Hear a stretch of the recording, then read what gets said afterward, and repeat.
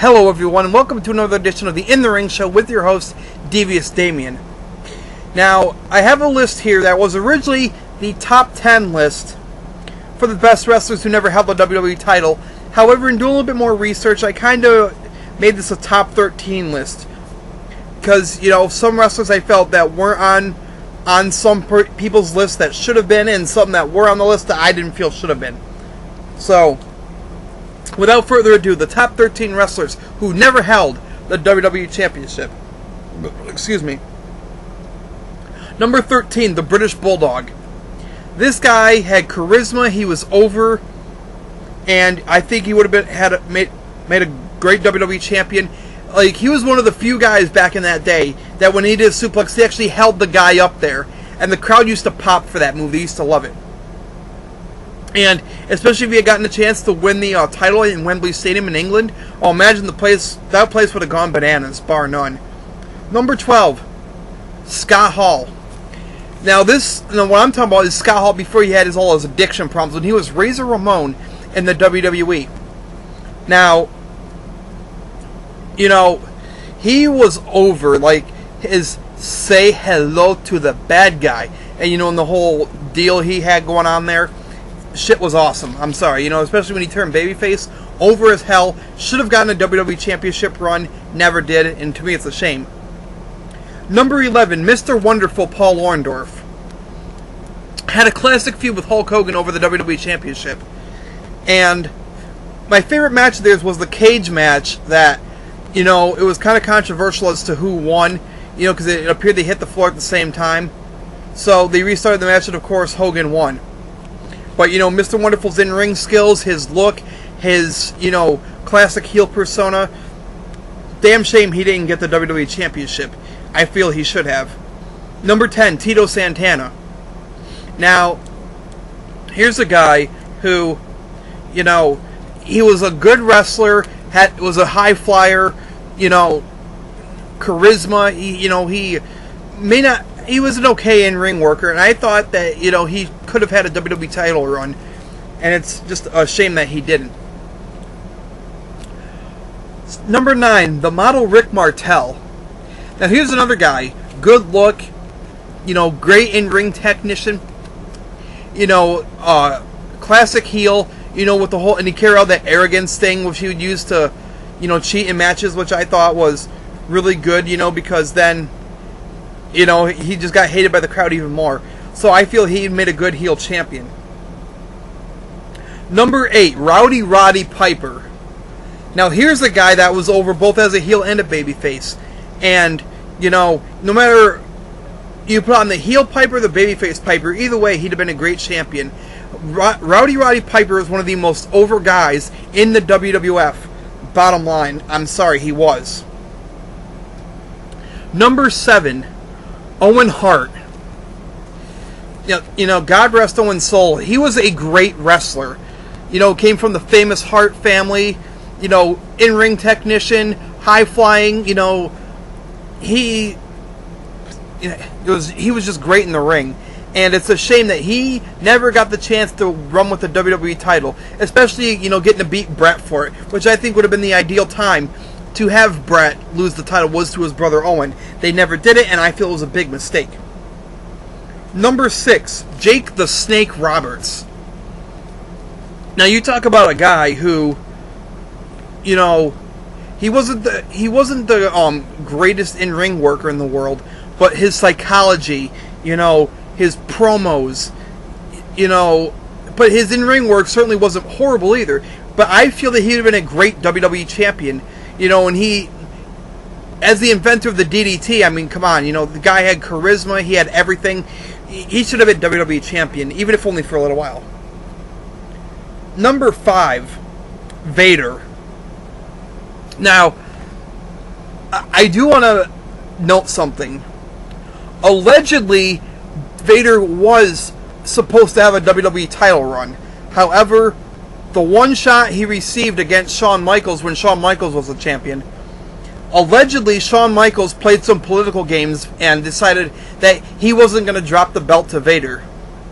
So, I'm not sure exactly how true that is, but You know, but I wouldn't put it past Shawn Michaels. Now, I know some of you are going to come out, some of you Shawn Michaels markers are going to come at me with, oh, you're making Shawn Michaels sound like such a horrible guy, blah, blah, blah, blah, blah. You got to remember something, though. Well, you could ask Shawn Michaels himself about the kind of guy he was back in the 90s before he became a Christian. He'll tell you himself he wasn't the greatest person to be around. So back in 96, when he was allegedly supposed to drop the belt to Vader but refused to, I wouldn't have put it past him. I would not have put it past him back then. And Vader could have been a great monster heel champion, but because allegedly Shawn Michaels wanted to play his little fucking games, it never happened. I say allegedly because I don't know if it's true, but I've heard different rumors and reports that Vader was supposed to win the belt that night. Number 4, Ravishing Rick Rude. Now this guy was great. He had the chiseled physique, excellent in-ring worker, and the crowd loved to hate this guy. And, not just for his arrogant attitude, but for his manager, Bobby the Brain Heenan. That was like a 1-2 punch of instant heel right there. And the fact that he never got a WWE title run, disgrace. Another guy that they missed the boat with entirely.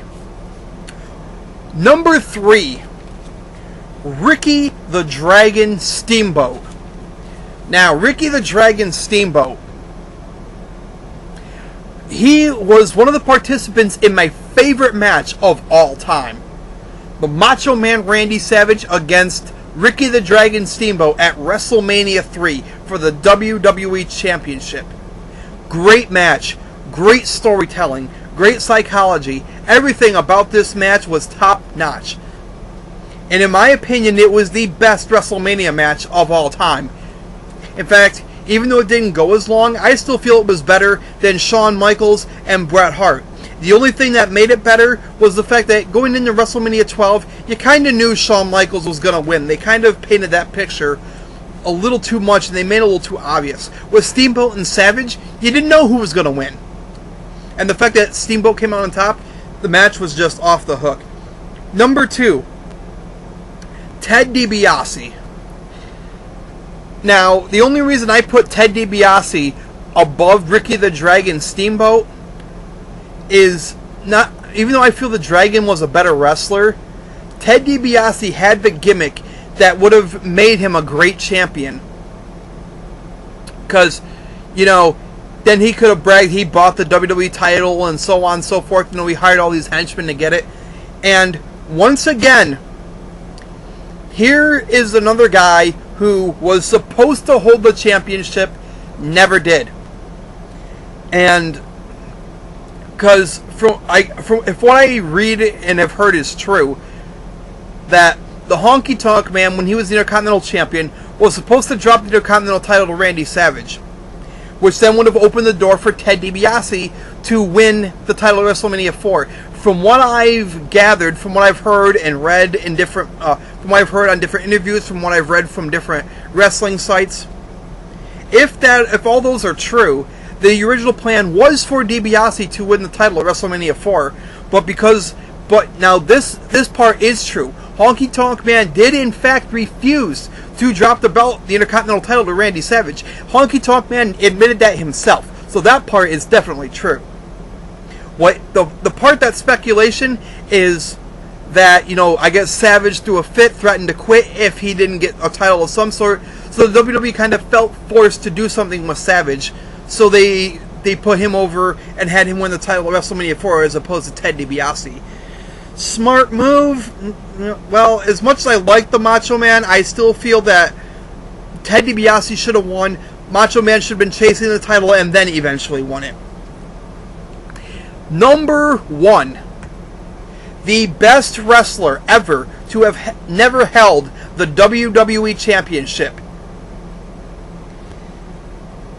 No, I'm sorry, wait. He wasn't a good wrestler. He wasn't a great wrestler. He wasn't the best wrestler. He was what he said he was, and that's absolutely perfect. So because of that, can you guess who number 1 is? Anybody who is saying Mr. Perfect right now, you're absolutely right. Mr. Perfect. the greatest wrestler who have never got to hold the WWE Championship. And, you know, he would have been a, you know, no pun intended, perfect champion. Because think about it. You know, he could have won the belt, and then with the Genius by his side, he could have used the Genius to interfere and, you know, keep the title. Why the WWE never felt that Mr. Perfect was WWE Championship material, I'll never know. And speaking of Mr. Perfect, I have a bad feeling that a current WWE wrestler is kind of following down the same path as Mr. Perfect. Here's what I mean. This wrestler I'm referring to, he's so good at putting people over because he sells so good, he's so good at making others look good, that's all the WWE is using him for. And, you know, they're never going to put the belt on him because he's so damn good at making others look good. Who am I talking about? Dolph Ziggler. Dolph Ziggler is so damn good at making other guys look good that unfortunately I think they may prohibit him from, you know, getting a chance at either World Heavyweight title or the WWE Championship. You want a great example of how good Dolph Ziggler can make a guy look? Go back to No Way Out. Look what he did for Sheamus. He made Sheamus look like $1 million. I mean, I'm not saying that Sheamus completely sucks, but let's face it. The way Dolph Ziggler sold for Sheamus, he made Sheamus look like $1 million. And Sheamus isn't the only one. He's made a lot of guys look like $1 million fucking dollars. I mean, for Christ's sake.